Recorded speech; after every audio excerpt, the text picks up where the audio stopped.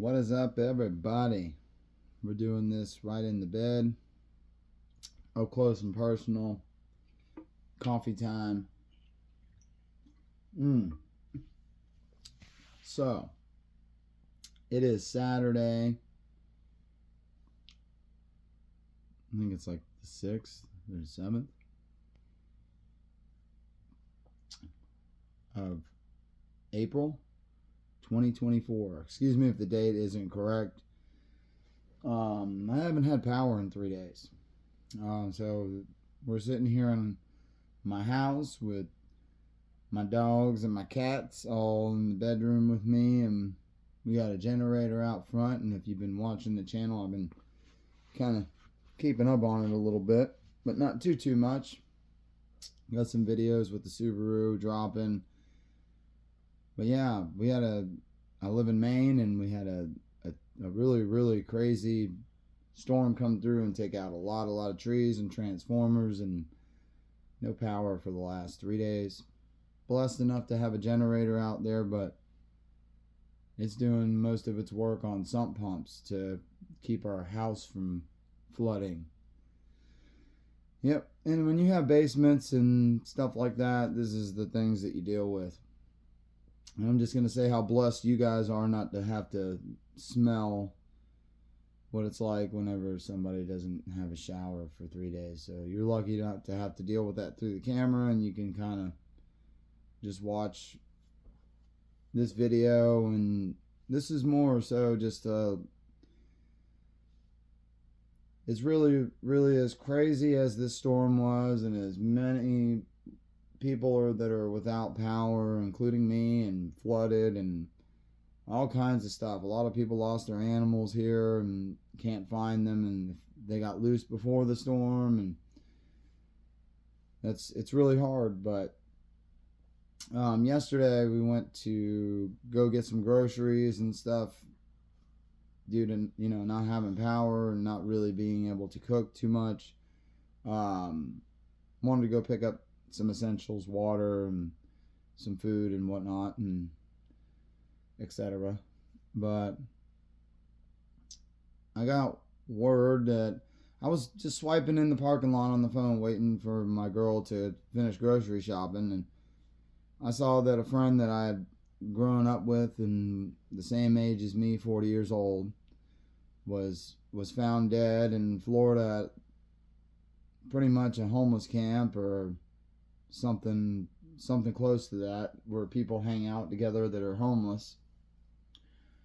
They found his body, and he's no longer with us. And it's really, this particular person it's a difficult situation for me, because there's a lot of stuff in our past that me and that person may have not saw eye to eye on about a lot of things.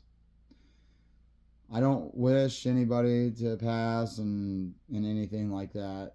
And that is extraordinarily sad for his family. I really pray for them, and it's really sad.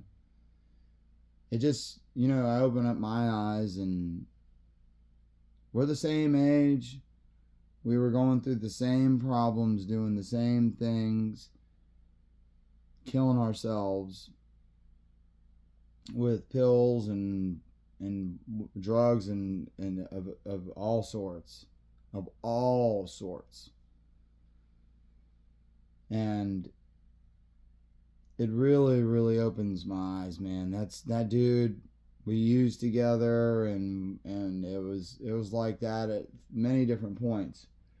And that could be me, you know what I mean? That easily enough could very well have been me. And I just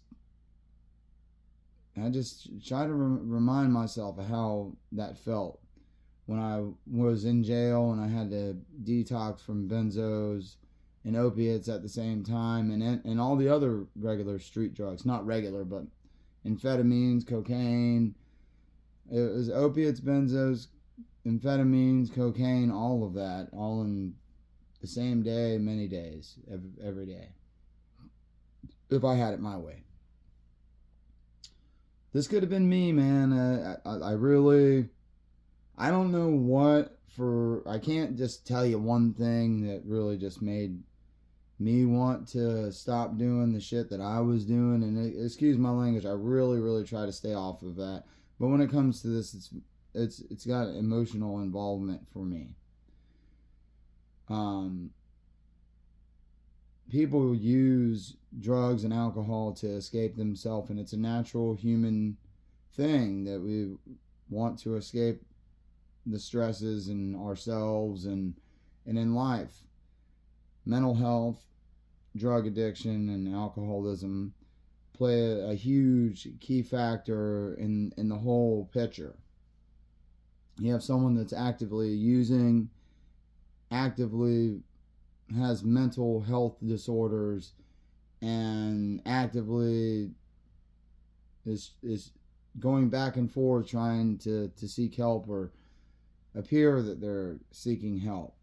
I really am very thankful that I went to jail, that my mom called the police on me for stealing my own truck. It was my own truck, and I was arrested for grand theft auto.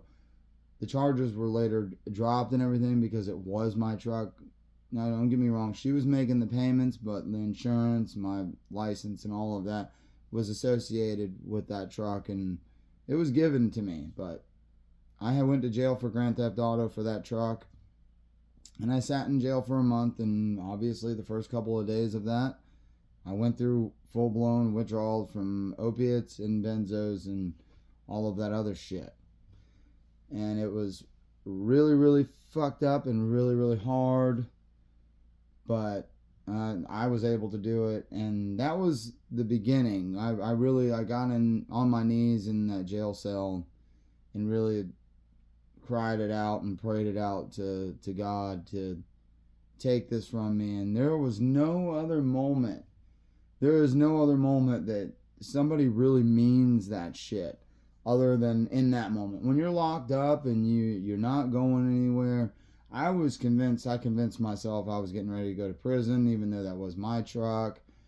I was ready for it. I was, getting mentally prepared to deal with that shit.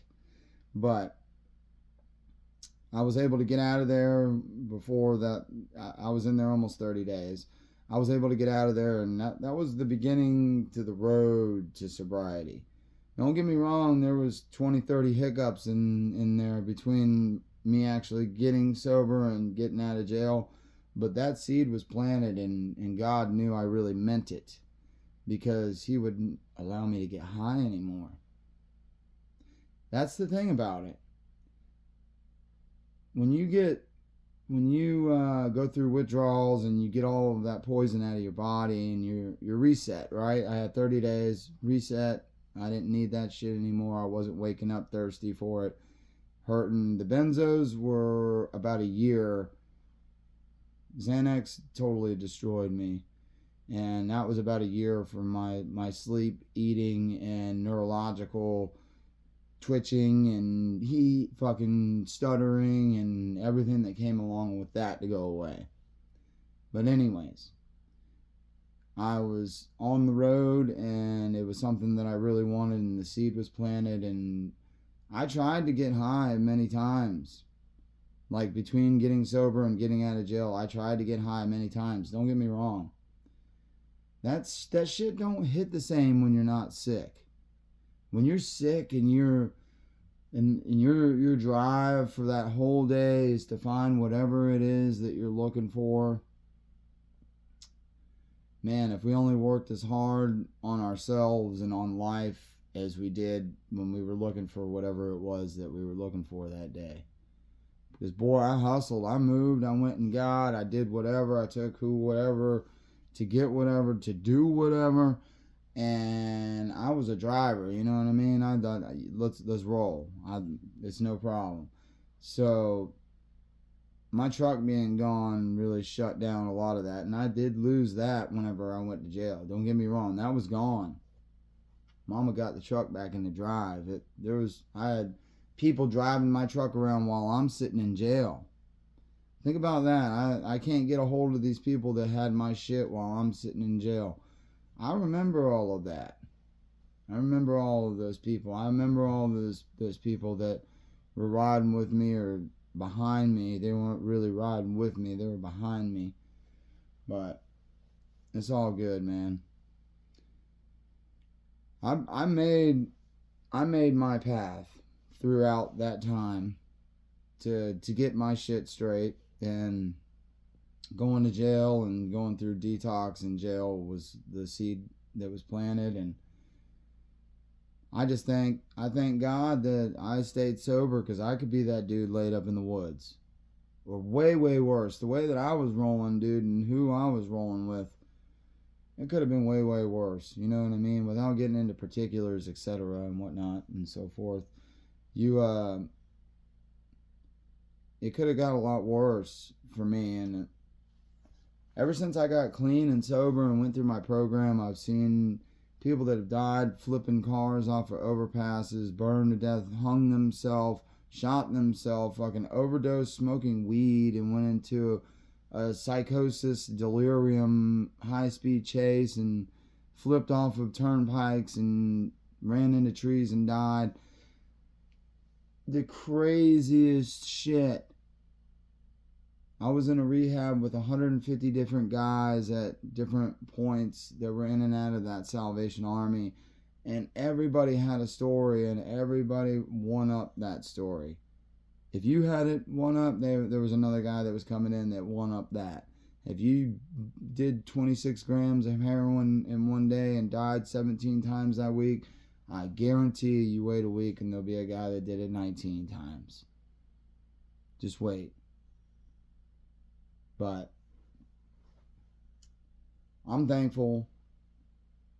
And I can't tell you just one thing on how I got sober. It was all of those things. Hurting my family, hurting myself. I was 130 pounds.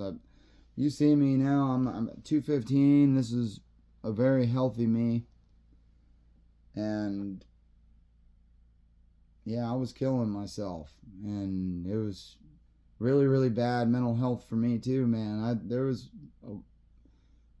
Almost every day I prayed that I did enough drugs that I didn't wake up. I prayed for that before I went to sleep and shit. It was sad, man.